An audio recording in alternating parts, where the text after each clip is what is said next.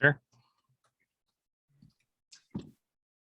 Okay, hello everybody. Welcome into this episode of Unwritten. My name is Colin McGuire. Of course, I'm with Jess. Jess, how are you? Good. How are you, Colin? Oh, I am fantastic. It's a hot day. It's very hot outside. This week's guest, I'm thrilled, beyond thrilled to have these fabulous people from the Contemporary American Theater Festival. Peggy McKowen, how are you? I am doing well, Colin. Thank you for having me. I am thrilled, as I keep saying, thrilled. It's a good word. Trent, how are you, sir? I'm doing well. Happy to be here. Good. Okay. Now I want to just to kind of set everything up. We'll start with you, Peggy. Can you tell everybody the role you have in CATF? Yes, I am the associate producing director of the festival, and I've been here long enough that I should know how it works. But I still learn something new every year. Well, that's good. That's good. And then Trent? Yeah, I'm the production manager here at the festival, and I work really closely with Peggy on basically getting the shows up. If it's on stage, I probably touch it in some manner. Now let's go one more background type question, just for listeners who might not know. Can you just give us the Cliff Notes version, one of you, Peggy or Trent, on the Contemporary American Theater Festival and what it is? Yes, we are a professional theater company that produces only new plays. So our mission is to develop and produce new American theater. And that means we're doing plays that have never been seen before, produced before. Sometimes we commission the playwright to actually write the play for our festival. And we bring a company of over 150 artists from around the country to do 6 plays in rotating repertory in 3 theaters on the Shepherd University campus and here in Shepherdstown. Fair enough. Jess, have you ever been to any of these? I have not, but Peggy and I spoke, it feels like forever ago at this point, about how wonderful this contemporary theater program is, because it's something you don't see typically. Yeah, well, you should go. I mean, I'm 10 minutes away. I really should. And we should say too, this is in Shepherdstown. This is on the typically on the campus of Shepherd. Actually, it's always been there, correct? Yes, that's correct. Always been there. So, of course, this year, though, it's a little bit different. Things are a little bit different, and I wanted to start there. And then after this, Jess, if you have a couple questions, go ahead. But you guys are doing something through the month of July that I would love the people to know about. Easy for me to say. So can you explain what you guys have going on every Friday, I believe? Yes. So it was not possible for us due to the restrictions that we have in our industry related to COVID to bring 150 people here and keep them isolated in a bubble and safe, and also ensure their audiences were safe to be able to do our full season. So we wanted to do something that at least brought plays and theatrical activity to our community, in addition to just gathering our community. We really felt it was important to try and highlight the remarkable partnership we have with Shepherdstown and the university to get people into Shepherdstown to shop, to eat, and just gather and enjoy being in community again. And so we have 2 events that are free. They are parking lot parties now, and they are filled with music and poetry, some scenes from some of our plays, and just a good time to enjoy being outside and together. And the first event was Friday last week, and we had over 250 people there. We have another event tomorrow, July 16th. This event will be celebrating artists of the global majority. So we have a really great funk band coming in. We're doing some opera music of Marian Anderson's work. We have a Kujang group coming from Washington. And so it's just an opportunity for us to be together again and really appreciate and celebrate the arts. And then in the next 2 Fridays, we're actually doing release parties of the audio dramas Sheepdog and the House of the Negro Insane. And we recorded those in New York in a recording studio. And in addition to these live events, which it was very important for us to try and do some in-person work, we're also doing some online work. So Trent, you want to talk about our new podcast series? Yeah, so CATF started a new podcast series. It's something that we've been interested in doing for a little while. We're currently releasing on Saturdays and Wednesdays, and those are individual interviews with the artists who have made the playcasts possible. So we speak to the playwright and the directors of the shows. We speak to some of the actors, both as themselves and in character for the roles that they're playing. And then we're also speaking with our sound designer for both playcasts, audio dramas, and as well as the composer for the House of the Negro Insane. So sort of a lot of different folks who we don't necessarily get to hear from in this way. Wow, is that a limited? I'm sorry, just one more. Is that going to be a limited thing, or is that going to keep going beyond just the Playcast? We really hope that all of the digital, online, and live streaming work that we've learned to do over the last 18 months are things that we can continue to enhance the experience for patrons coming to the theater, and especially those patrons that may not be able to get to Shepherdstown. We really hope that this will broaden our audience moving forward and provide more opportunity for them.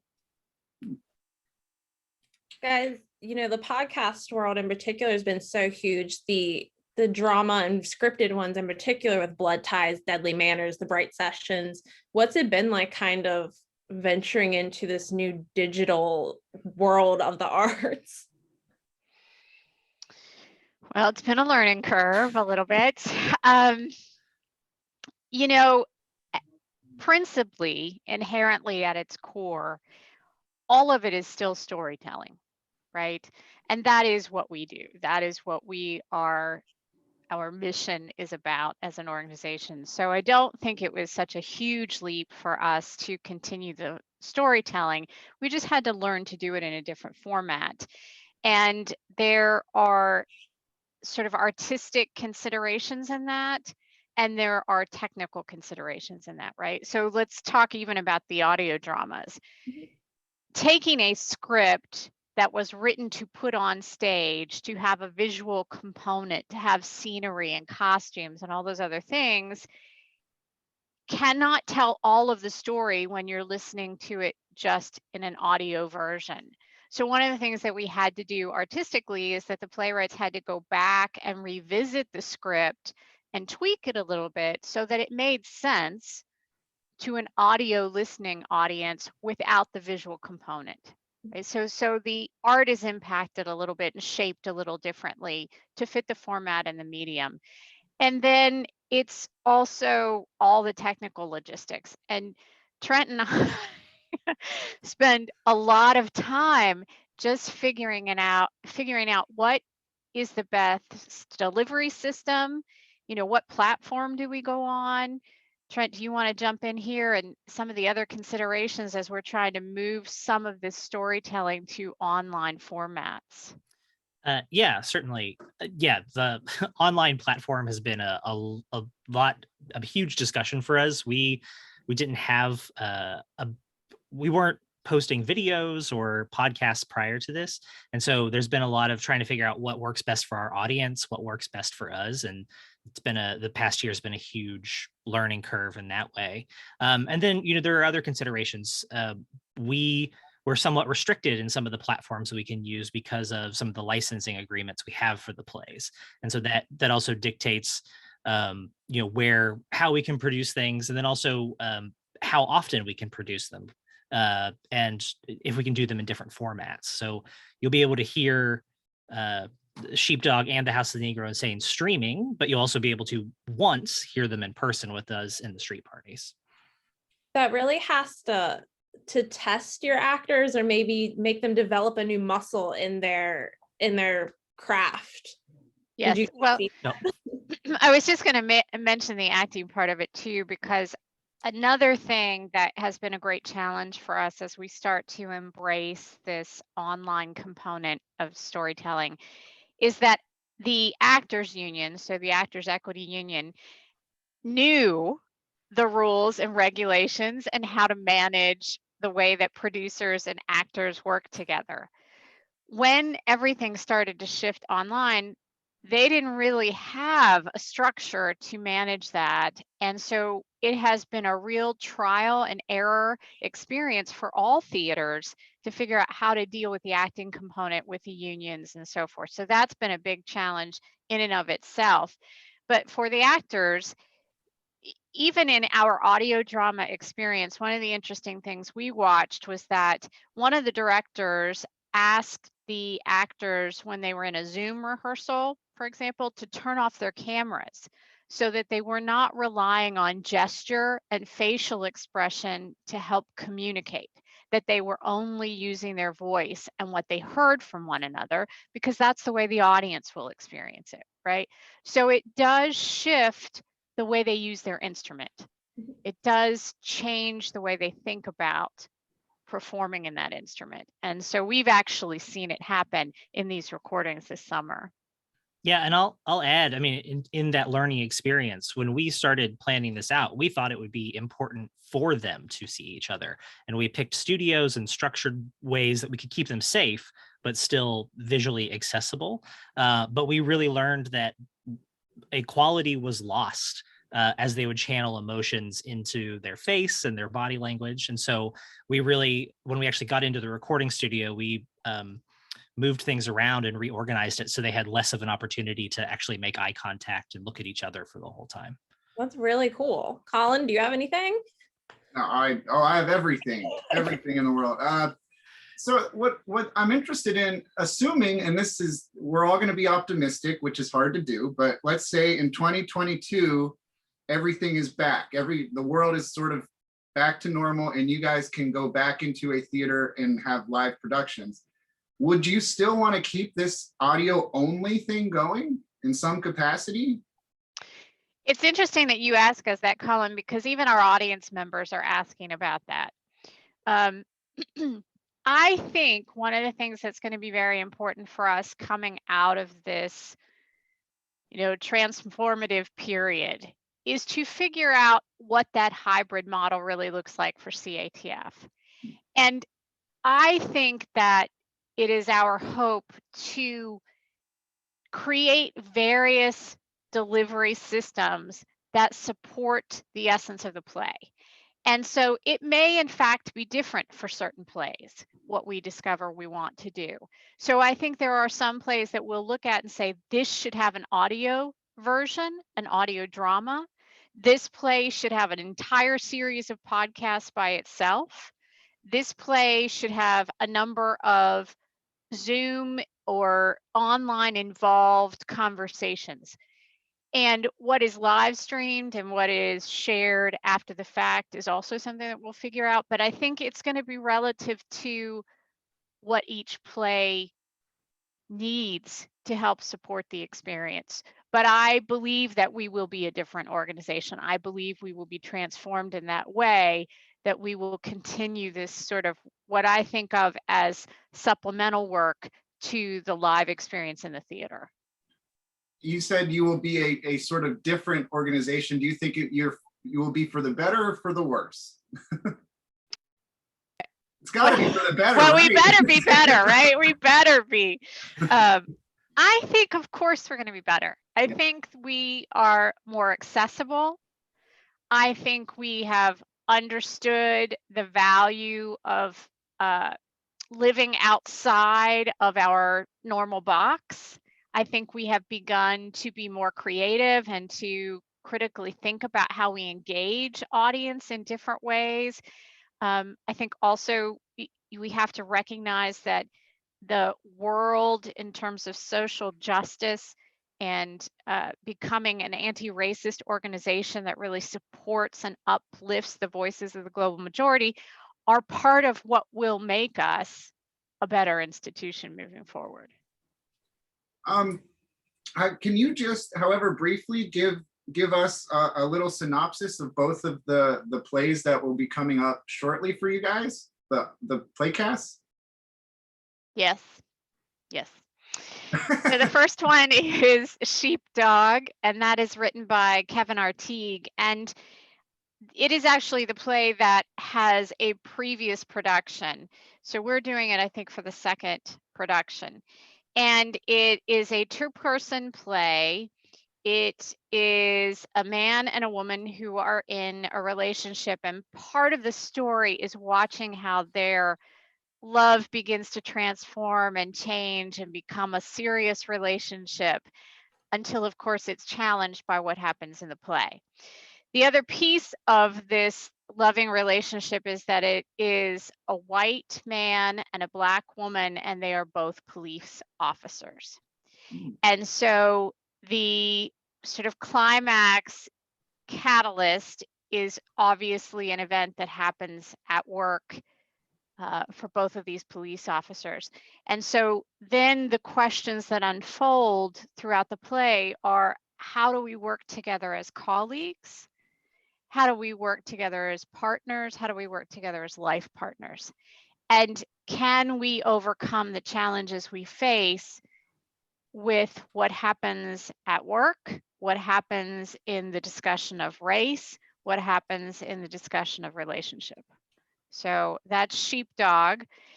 And then The House of the Negro Insane is a play written by Terrence Anthony, and it is set in the 1930s, and it is set in one of the mental institutions that was created in the 1930s. I think there were 7 of them that were designed specifically to house the Negro population. And many of the people that found themselves in these institutions did not necessarily have mental wellness issues. They may just have been bold, outspoken women of the time. One of the characters in the play has epilepsy. So these institutions were also another form of incarceration, if you will. And so that's sort of the context, the history of how the play is set. But the play is really a very beautiful, hopeful story about how 3 characters in this institution come together and develop a friendship, a relationship with each other, and how they help each other find freedom, and really what that means to them as individuals. And it's really poetic. And I do always say to people, it may sound like it is a depressing tale, and certainly there's some challenging material in it, but it's so beautifully written, and it is so hopeful in the end that it's very uplifting when you come to see it. We all need to be uplifted, right? We all need to feel uplifted. Jess, do you have anything? Yeah, actually, both of those, I was going to touch on the fact that you guys have been focusing on sharing stories of so many different people, making sure everyone's represented in the plays, and those both sound wonderful to do so. What kind of inspired that or led you guys to make that specific dedication? So, the festival is in its 31st year. So we've been around for a while. And the core values on which this institution were established are fearless art, diverse stories, and a profound relationship between the artists and the audience. I'm paraphrasing them just a bit, but it has always been in the DNA of this institution to represent the stories of a more diverse and broader vision of what the United States represents. And it has always been a part of our goal to bring those artists to this community and to have the opportunity for these artists to create work that is supported by as many resources as we can, so that the voice of the playwright can truly be heard and represented. And so it's just who we are. It's always who we've been. And I say that by also saying we recognize that even though our art has been leading us to do this work, we have so much more work to do. I do not want it to sound as if we have succeeded in tackling the issues of being an anti-racist institution. We have a great deal of work to do, but we are very committed to doing that work. And part of it is showcasing these artists. Do you feel that there is a sort of equation for accomplishment with that, or do you think it will be sort of a forever ongoing desire, and I won't say struggle, but dedication to keep growing in that way, I guess? Is there a mountaintop? You know, if you're speaking optimistically, of course there's a mountaintop, but it is daily practice. It is daily practice for everyone who works at CATF and every artist that comes into our world. It is daily practice for us to share with our audiences. It is forever work. And I do think it's fair to say that it is a struggle because it is not easy work. And I would not want to suggest in any way that it is, or to detract from the importance of this work and why we have to work so hard at it. But it's every day. It's every single day. And I think the exciting thing to me is that the staff and community of CATF is so committed to doing this work every day. They really get up in the morning with excitement and commitment to try and be a better organization. So every day forever, Colin. Every day. Forever is a long time. Forever is a very long time. Real quickly too, I would, just so everybody knows, I think there was some confusion initially when I spoke with you some weeks back. You guys were going to do the parties downtown, and they moved to the parking lot. Is it going to be at the Marinoff parking lot even for the rest of the month, or is it going downtown at some point? Well, it is our hope that we could be downtown. That's really where we wanted to be, but it really is dependent on what the mayor and the town council believes is safe for the area down there behind the library. And, you know, they are in the process of bidding things out to get the library restored and to be structurally sound and to be able to have pedestrian traffic back there. And so until they tell us that it's safe and we can do it, we will be at the Marinoff parking lot. It seems, if I were guessing, that it may not be ready for us by the end of July. Okay. So I think it's highly likely that we will continue to be in the Marinoff parking lot. Okay. And are the Playcasts ticketed events too? They are ticketed events, and I do encourage folks to get their tickets because unlike the first two events where we can keep adding chairs as people show up, the last two events require these headphones, which we have rented, but we have a limited number of them. Once the headphones run out, there is no more. And so people can listen to the audio dramas with Broadway On Demand after the release parties, but if you want to come in person and be a part of the party, you got to get that ticket. Okay, that's fair enough. Now, I have a couple very fun questions to wrap things up with both of you. But before I get there, Jess, do you have anything else you wanted to ask? No, because I think all mine are fun ones too. Okay, so this is not that this hasn't been fun so far. This has been so much fun. I am going to start with something that you're probably going to tell me you can't answer, but I'm going to ask it anyway. We'll start with you, Peggy, and then we'll go to you, Trent. Is there a production throughout your time at CATF that is your favorite, looking back on it? Oof. Can I have two? Sure, yeah. I always feel compelled to talk about Gideon's Knot because I feel that that is such a signature CATF play. I feel that it is the play that helped us create the sort of reputation that we have for doing new works that are very provocative and challenging.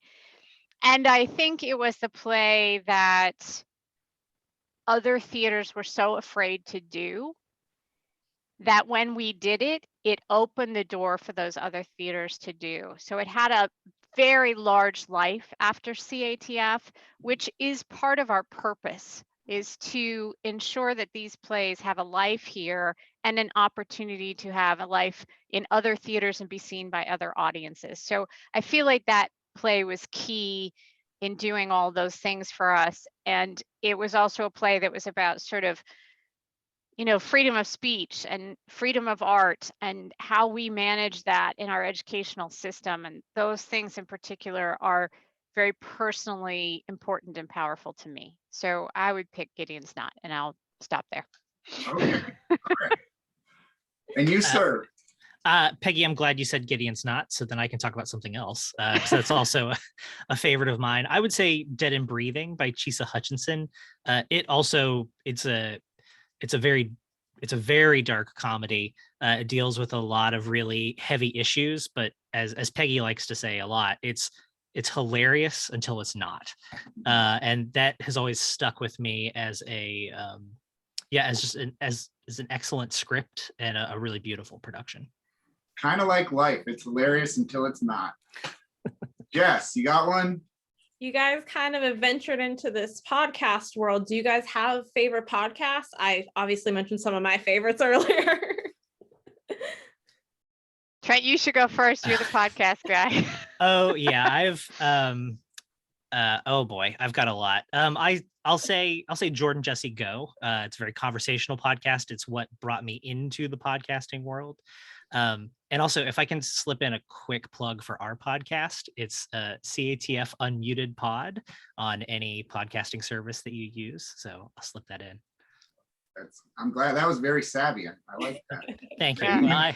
So I'm not nearly the podcast aficionado that Trent is. I just don't listen to as many of them.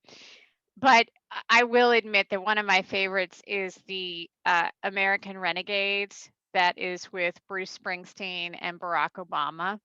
Right. And what I love about that is that the way they talk about art through the lens of history and race and all the other things. And it's just interesting to hear that internal thought, especially with Bruce Springsteen, because he's so articulate about what he believes he does with his music, and it's pretty powerful. I'm gonna have to add that one to my list. Did you see the Springsteen Broadway show? I did not, but he actually talks about it on the podcast. And I always now think, I wish I had. But, he's talking about maybe coming back. So Yeah, that's true. I thought they put it on Netflix or something, too. I thought they might have recorded a performance. But, I think they did. Mm-hmm. Well, then I got to ask, and Trent, do you like Springsteen at all? I'm not going to say I don't dislike Springsteen, but it's not typically what I listen to now. Well, then I'll start with you, Peggy. We'll shift it to Trent. But do you have what's your favorite Springsteen song? Oh, wow, that's hard. Well, one that's new to me, because I didn't know it very well, and it's not one of his more popular tunes, but because of this podcast series, I am starting to like it a little bit more, but also it may be because of the message of it, and I'm probably going to get the name of it wrong. Is it 64 Shots? Oh, yeah. Yeah, I think that's the name of it. And so the thing that struck me about it is you listen to that tune, and it's a powerful tune, but when you listen to him talk about it, now when I go back to hear it, it's like an entire new universe of listening has opened up to me with that song, that tune. Okay. So then Trent, you might not, I guess you're not into Springsteen because I guess you're not American. I mean, it's one of the prerequisites of being American is to love Bruce Springsteen. Who's your favorite artist, favorite band? Oh boy, I was afraid you were going to ask me something like this. That's hard to put to put a finger on right now. Yeah, I don't know that I can give you a favorite. Lately, I've just been really appreciating the playlist that Spotify is making for me. Oh. And and just really trying to, because growing up, I spent a lot of time with classic rock. So, I mean, like, I do have an appreciation for Springsteen somewhere inside, but I appreciate Spotify bringing me a lot of different mixes and a lot of new music to keep kind of inspiring me. So your favorite artist is Spotify. That's great. Yeah, we'll go with that. Thanks.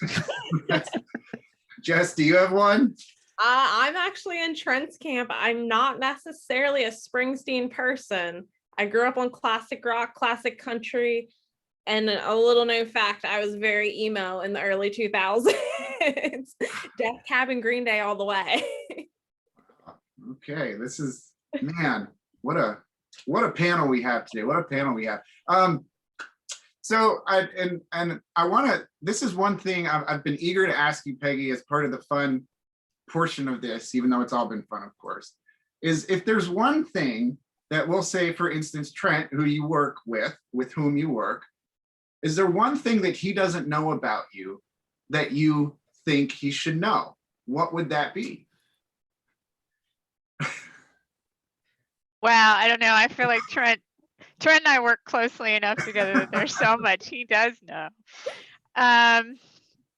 Let's see. One thing you don't know about me. You probably don't know that I was a majorette in high school. Wow. Really? Trent, you have a response to that? You seem surprised.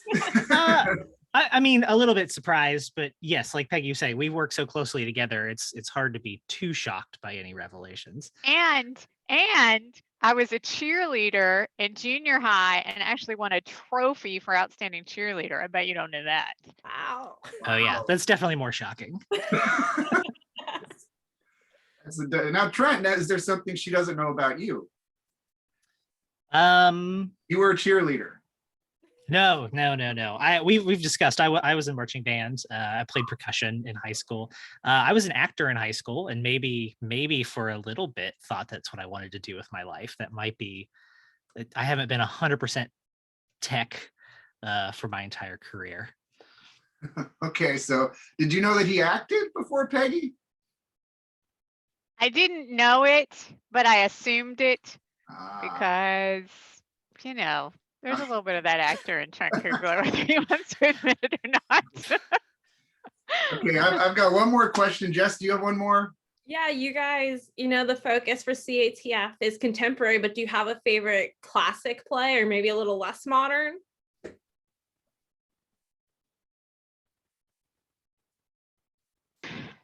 Trent, do you want me to go first? Well, I'll say, if I'm in a bad mood, if I need to pick me up, I can always put on Jesus Christ Superstar, and that'll brighten my day. So that's definitely a little older, and definitely not. We don't do musicals here often, so also kind of outside of our normal canon. Okay. Wow, that's excellent. I wish I would have picked that. I feel the same way about that. I will say that I am also a great Shakespeare fan. So I really love a good, epic, sprawling Shakespeare experience. Okay, So. That's fair. And then we'll wrap up with this, and we'll start with you, Peggy. Which do you prefer, a drama or a comedy? Drama, hands down. All the way. I like it when everybody dies at the end. I'm all in. We're ending on an optimistic note today, everybody. And Trent, how about you, drama or comedy? A comedy all the Okay. way, where everybody dies at the end. That's fair enough. Okay, guys. Trent, Peggy, thank you so much for joining us and taking the time. Anybody who wants to check it out, more information at catf.org, I believe. Is that correct? Yes, Okay. absolutely. So everybody go out, check it out. Thank you so much. We'll be listening to the podcast, and you guys have a good day. Thank you so much, everybody. Guys. Thank you. Thanks. Thank you, Colin. Thank you, Jess. Thank you.